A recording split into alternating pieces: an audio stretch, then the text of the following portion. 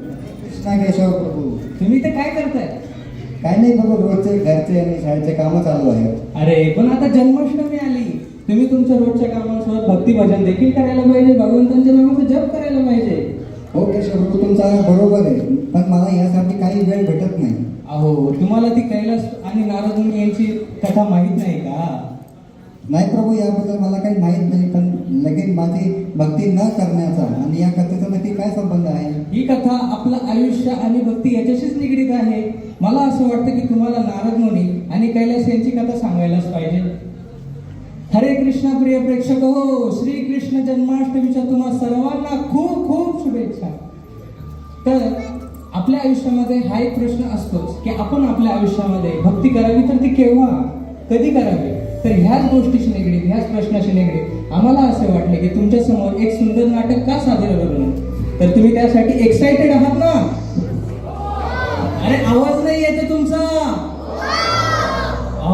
Okay okay thanks. तर केशव प्रभू, आता मलाही उत्सुकता आहे की या कथेमध्ये नक्की काय घडणार आहे. तर चला मग आपण आपल्या कथेला सुरुवात करूया. तर आपल्या कथेमध्ये आहेत दोन पात्र मुख्य. त्यातलं एक मुख्य पात्र म्हणजे कैलास. तो अजून जन्माला आलेला नाही, तो अजूनही आईच्या गर्भामध्येच आहे. आणि त्याच्यानंतर पुढे काय होते हे आपल्याला कथे आणि नाटकामध्ये कळेल. पण कथा सुरू करण्याच्या आधी एकदा जोशसाठी आपण भगवंतांचं नाव घेऊया. हरे कृष्णा कृष्णा कृष्णा हरे हरे, हरे राम राम राम हरे हरे.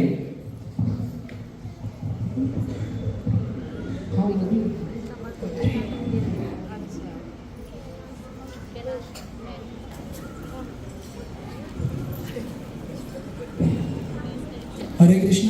सर्व भक्तांना विनंती आहे की पाठीमागे बसलेले आहेत त्यांनी कृपया पुढे येऊन बसा. नारायण नारायण नारायण नारायण नारायण नारायण. कैलास, तू कसा आहेस? मला वाटते की तुला खूप वेदना होत आहे, तू खूप दुखी आहे. हो, मला सगळे किडे चावत आहे. मी माझे हात हलवू शकत नाही, मी माझे पाय हलवू शकत नाही. मला इथून बाहेर पडायचे आहे. कैलास, तुझा जन्म झाल्यावर तुझा जीवनाचा संकल्प काय असेल? मी भगवंतांची भक्ती करेन, मी भगवंतांची सेवा करेन, मी त्यांचे नामस्मरण करेन, मी वैष्णवांची सेवा करेन. नारायण नारायण. तर तुम्ही बघितलं ना, हे भागवतातील एका जुन्या गोष्टीशी पूर्णपणे मिळते-जुळते आहे की जेव्हा आत्मा हा आईच्या गर्भात असतो तेव्हा तो भगवंतांना प्रार्थना करतो, हे कृष्णा, मला लवकरात लवकर इथून बाहेर काढा, मला तुमची पूजा करायची आहे, मला तुमची सेवा करायची आहे. आणि आज हा आत्मा याची पुनरावृत्ती करत आहे. मला खात्री आहे की जेव्हा कैलाशातून बाहेर येईल तेव्हा तो देवाचा महान भक्त असेल. नारायण नारायण नारायण नारायण. बाळाला किती वेदना होतात ते. अरे, तर बिचाऱ्या जीवाला आईच्या गर्भात किती त्रास सहन करावा लागतो. श्रीमद भागवत पुराणामध्ये भगवान कपिल ह्या गोष्टीचं वर्णन करतात की आईच्या गर्भामध्ये बाळाला खूप वेदना सहन कराव्या लागतात. त्याच्या कोमल शरीराला अनेक छोटे छोटे किडे चावतात आणि तो या वेदना सहन करू शकत नाही आणि बेशुद्ध होतो. तो एक पिंजऱ्यामध्ये बंद असलेल्या पक्षासारखा बसलेला असतो, ज्याला हलण्याचे देखील स्वातंत्र्य नाही. तर केशव प्रभू, अशा दयनीय स्थितीमध्ये त्या जीवाच्या मनात नक्की काय चालू असते? अशा परिस्थितीमध्ये त्याला मागचे 100 जन्म आठवतात. याने तो खूप दुःखी होतो आणि त्याला शांती मिळत नाही. अशा परिस्थितीमध्ये तो भगवंतांकडे त्याच्या मुक्तीसाठी प्रार्थना करतो. हो, ते खरं आहे. जीव जेव्हा आईच्या गर्भात असतो तेव्हा त्याला तिथून बाहेर पडायचे असते आणि भगवंतांची भक्ती करायची असते.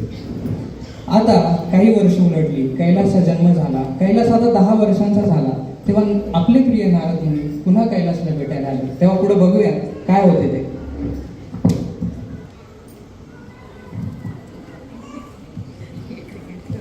श्रीमन्नारायण नारायण हरी हरी, भजमन नारायण नारायण हरी हरी, नारायण नारायण नारायण नारायण.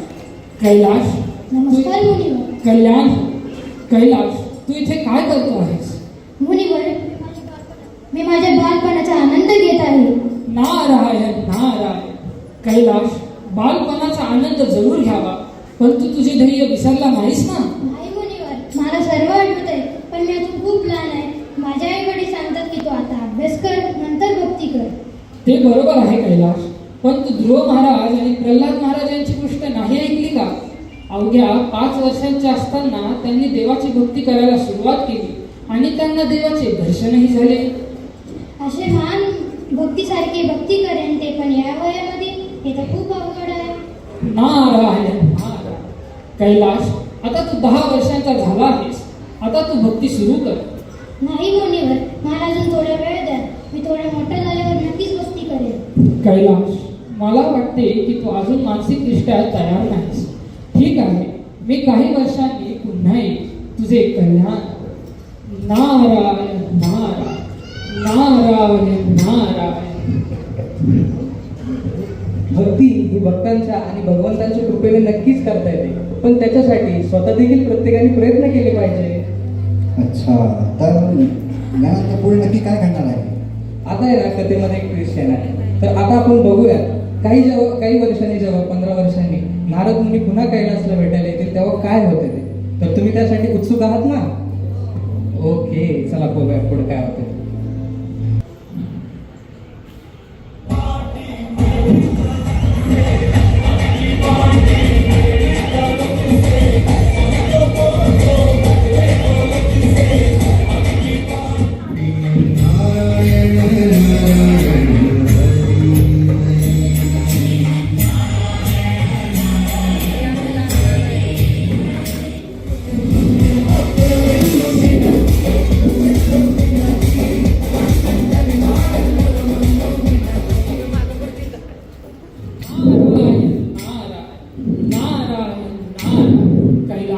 एक प्रणाम मुनीवर.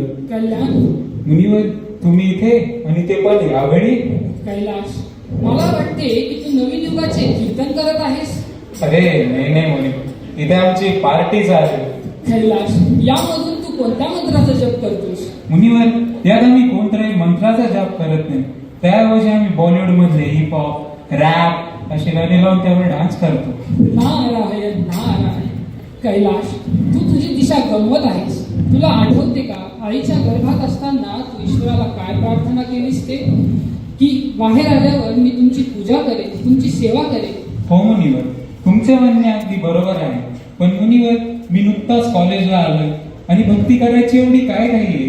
आणि मी जर एवढ्या लवकर भक्ती चालू केली तरी समाजातले लोक बोलतील की कैलास भटकलाय, आणि माझे मित्र देखील माझी चेष्टा करतील. तुम्ही कृपया 15 वर्षांनी या. प्रणाम. कल्याण. नारायण नारायण नारायण नारायण. इतके वेळेस आले पण कैलास त्यांचं काहीही ऐकत नव्हता. याचं कारण तुम्ही सांगू शकता? केशव भाऊ, माझ्याकडे याचे उत्तर नाही. तर आता आपण प्रेक्षकांनाच विचारूया.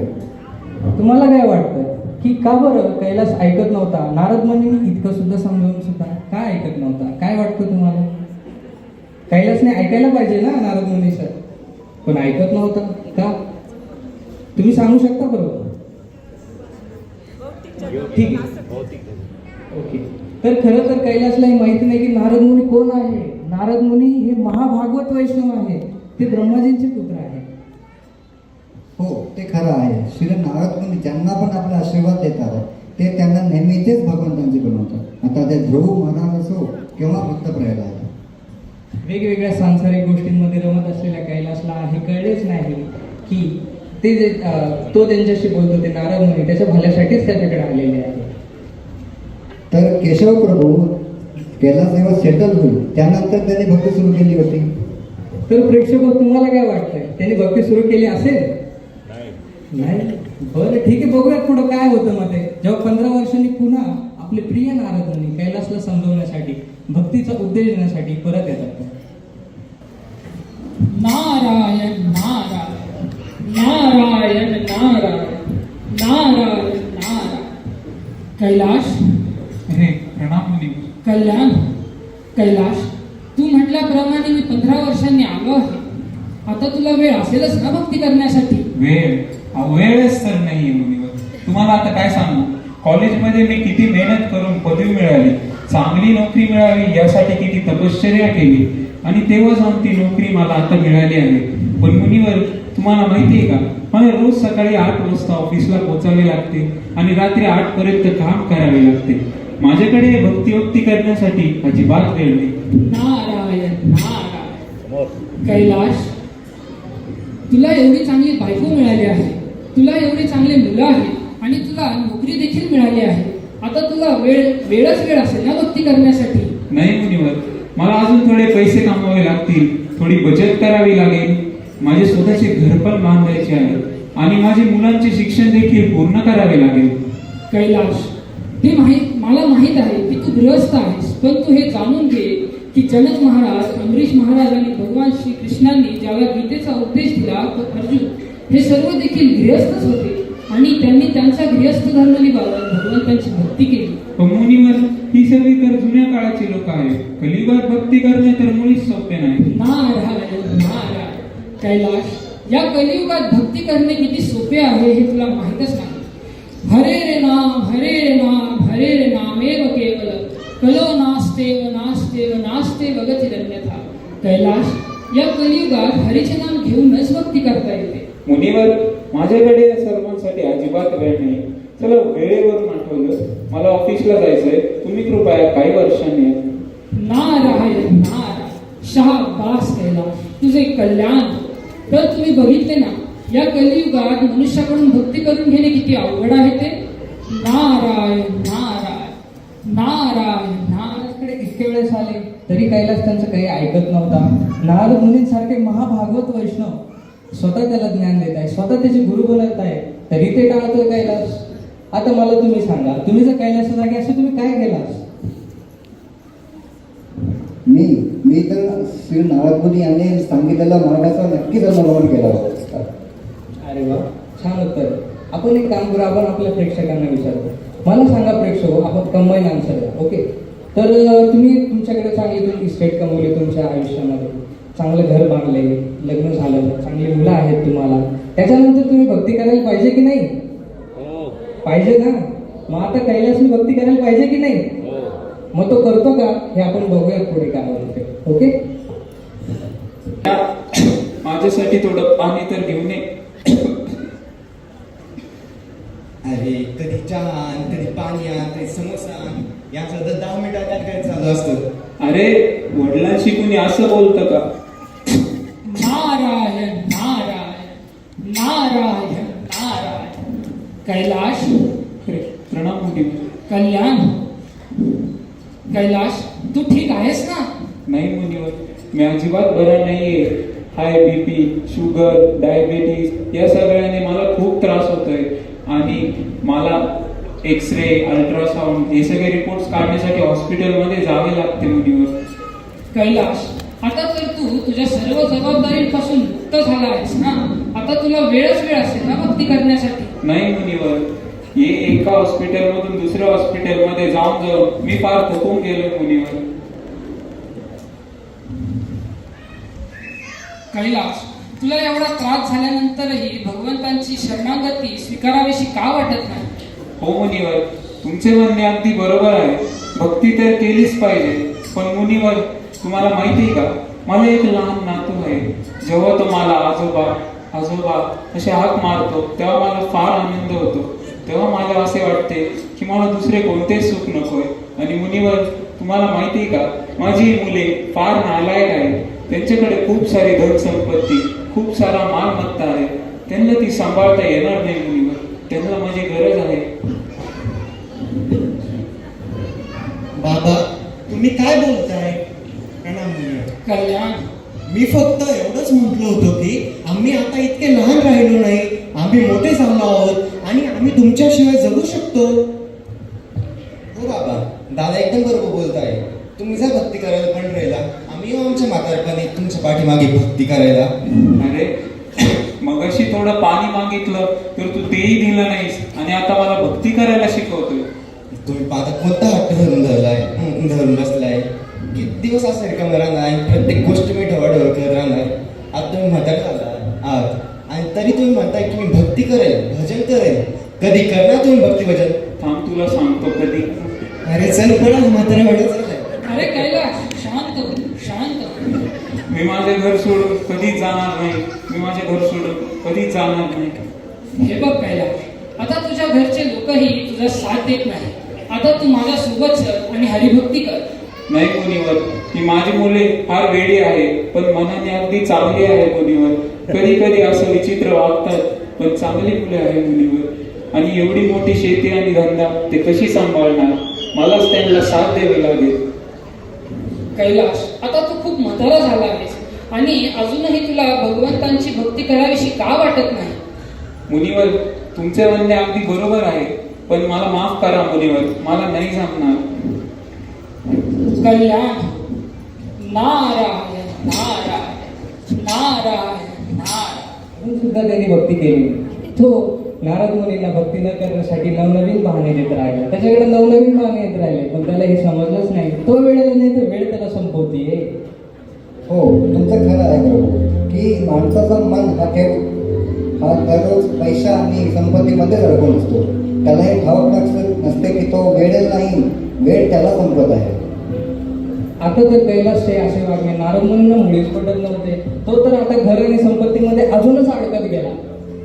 पण केशव प्रभू, कैलासने बालपणापासून तर म्हातारपणापर्यंत भक्तीला सुरुवात का नाही केली? याच उत्तराने आदि शंकराचार्य यांनी रचलेल्या भज गोविंदम ह्या महाकाव्यात त्याच्यामध्ये ते म्हणतात, बालस्तावत क्रीडासक्त, तरुणास्तावत तरुणीसक्त, वृद्धास्तावत चिंतासक्त, परे ब्रह्मणी कौपीनसक्त.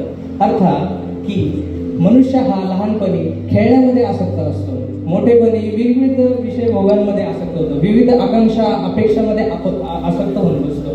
जेव्हा तो म्हातारा होतो, वेगवेगळे चिंता डोक्यात धरून बसतो. पण जेव्हा भगवंतांची आसक्ती जोडायची आणि प्रेम करायची जेव्हा वेळ येते, तेव्हा तो त्या गोष्टीसाठी कधीच तयार नसतो. आता मला खूप आश्चर्य वाटत आहे की आता जेव्हा श्री नारद मुनी कैलासला भेटायला परत येणार, तेव्हा तो नवीन काय नाटक करणार आहे? आता शेवटी कैलास काय होते हे जाणून घ्यायची उत्सुकता आहे ना तुमच्या? ठीक आहे, तर मग बघूया शेवटी कैलास काय होते. तो भक्ती करतो की नाही? ठीक.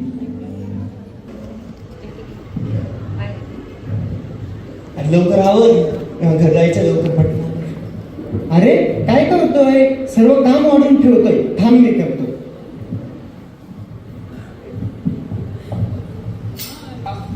नारायण नारायण नारायण नारायण. कैलाश, अरे कैलाश, तू कुठे आहेस? कुठे दिसत नाहीस? कैलाश, तुम्हाला माहित आहे का कैलाश कुठे आहे ते? तुम्हाला माहित आहे का? अरे तुम्हाला कसं माहित असणार? नारायण नारायण. अरे बेटा, ऐक तर. प्रणाम मुनिवर. कल्याण, तुम्हाला माहित आहे का कैलाश कुठे आहे ते? बाबा, मुनिवर ते तर गचकले. गचकले? नारायण नारायण. कैलाश, मी तुला एवढ्या वेळा समजवले, पण तू माझे ऐकले नाहीस आणि तुझे मनुष्य जीवन वाया घालवतेस. पण मला माहित आहे की तू अजूनही कोणत्या खालच्या जातीच्या प्राण्यांच्या रूपात इथेच कुठेतरी भटकत असेल. तू एवढ्या सहजासहजी जाणार नाहीस. नारायण नारायण नारायण नारायण. अरे हा कुत्रा इथे काय करतोय? तू कोण आहेस आणि इथे काय करतोय?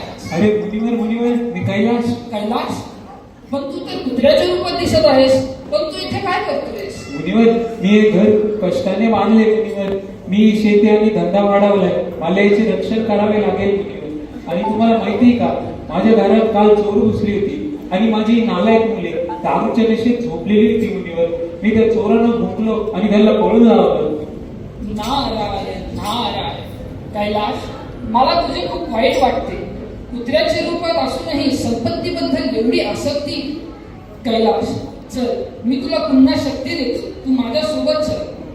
नाही मुनिवर, सध्या तरी मला फक्त माझ्या घराचे रक्षण करायचे आहे आणि मला कोणत्याच शक्तीची आवश्यकता नाहीये. मला फक्त माझ्या घराचे रक्षण करायचे आहे. नारायण नारायण. कुत्र्याच्या रूपात असूनही संपत्तीबद्दल एवढी आसक्ती. नारायण नारायण नारायण नारायण. आशा आणि अपेक्षा किती विचित्र असतात. म्हणजे आपण इतकं अडचणींमध्ये अडकून जातो, तरी सुद्धा आपली गोष्टींमधून, संपत्तीमधून, या संसारामधून विरक्ती होतच नाही. आता तुम्ही कैलासकडेच बघा, हे काय बोलावं आता याच्या बाबत. म्हणजे तो त्याच्या कमवलेल्या धनसंपत्तीमध्ये इतका आसक्त होऊन गेला की शेवटपर्यंत त्याला त्याची संसारापासून विरक्ती झालीच नाही. अरे केशवप्रभू, मला या वस्तूचं आश्चर्य वाटतं की तो माणूस होता तर त्याची आसक्ती होती, समजण्यासारखं आहे. पण तो पुत्र झाला, पुत्र होऊनही त्याची एवढी आसक्ती आहे की तो आपला घर आणि शेतीचं राखण करीत आहे. त्याने कमवलेल्या धनसंपत्तीमध्येच त्याचा जीव अडकलेला होता. त्या अशाश्वत आणि नश्वर संपत्तीमध्ये त्याचा जीव अडकल्यामुळे त्यांनी ज्या चेतनेमध्ये त्याचं मानवी शरीर सोडलं त्याच्यामुळे त्याला पुत्राचा जन्म प्राप्त झाला आणि त्याच्यामुळेच तो इकडे तिकडे भटकू लागला, शेताचं राखण करू लागला, संपत्तीकडे लक्ष देऊ लागला. तर केशवप्रभू, आता ही कथा एका मनोरंजक वळणावर चालली आहे. आता मला या जाण्याची खूप उत्सुकता आहे की आता तो पुत्र झालेला आहे, आता श्रीरामपूती काय करतील? हे तर खरं आहेच. ऐक नाही हा प्रश्न की शेवटी कैलासात काय होतं. आता तर तो पुत्रा झालाय, अजूनही भक्ती केली नाही त्यांनी. ठीक आहे, तर मग बघूया जेव्हा काही वर्षांनी पुन्हा आपले प्रिय नारद मुनी आपल्या कैलासला भेटायला येतात तेव्हा काय होतं.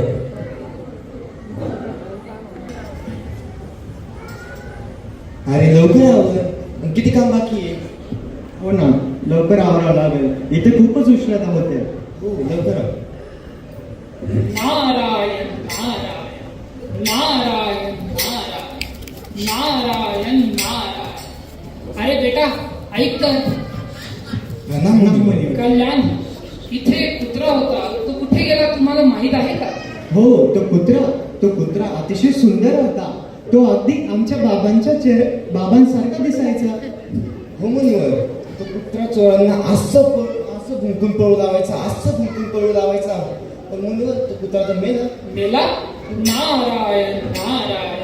मला माहित आहे की तो अजूनही इथेच कुठेतरी भटकत असतो. तो एवढ्या सहजासहजी जाणार नाही. नारायण नारायण. अरे हा साप इथे काय करतो आहे? अरे तू कोण आहे आणि इथे कसा आलास? अरे मुनिवर, मी कैलास. कैलास? पण तू तर सापाच्या रूपात दिसत आहेस. तू इथे काय करतोयस? मुनिवर, माझ्या शेतात आहे ना खूप सारी गुरे आणि जनावरे येतात मुनिवर. मी त्यांच्यापासून माझ्या शेताचे रक्षण करतो.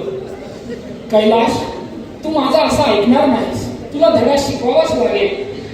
रामू, श्यामू, तुमच्या शेतात एक विषारी साप घुसला आहे. मारा त्याला. अरे अरे अरे मला मारू नका. अरे मला मारू नका. अरे अरे मी बाप आहे तुमचा, मला मारू नका. मुनिवर वाचवा. नारायण नारायण. कैलास, आता तुला काही बोलायचे आहे का? अरे मुनिवर, मला आश्रय द्या मुनिवर, मला तुमच्या शरणामध्ये घ्या. नारायण नारायण. सोडा त्याला, मी बघतो. नारायण नारायण. मुनिवर, मला इथून दूर घेऊन चला मुनिवर. मी ज्यांच्यासाठी एवढं केलं आज त्यांनीच मला एवढं मारलं मुनिवर. मी आधीच भक्ती करायला पाहिजे होती.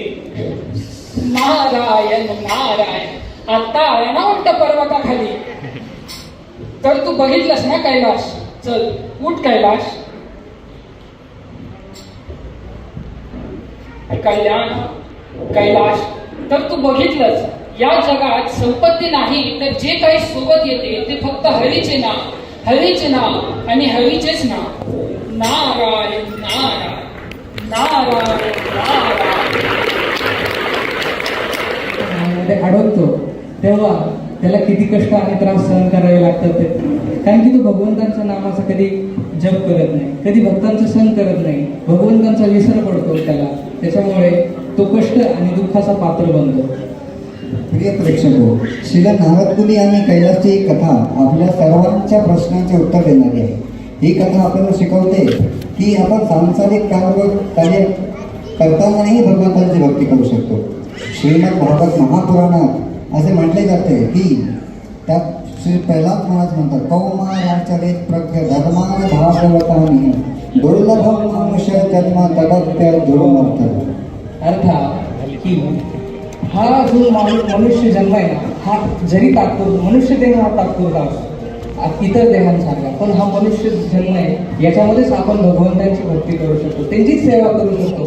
तर का बरं आपण आपल्या मनुष्य जन्माचं सोनं करून भगवंतांची भक्ती करू शकत नाही? का बरं त्यांची सेवा नाही केली पाहिजे? आपण जरूर करायला पाहिजे. हा जरी तात्पुरता मनुष्य देह असला तरी हाच आपल्याला भगवंतांचं परमपद मिळवून देणार. तर चला आमच्या सर्वांसोबत या आणि भक्ती करा आणि म्हणा आमच्यासोबत, हरे कृष्णा हरे कृष्णा कृष्णा कृष्णा हरे हरे हरे राम राम राम हरे हरे. अरे खूप खूप धन्यवाद तुमच्या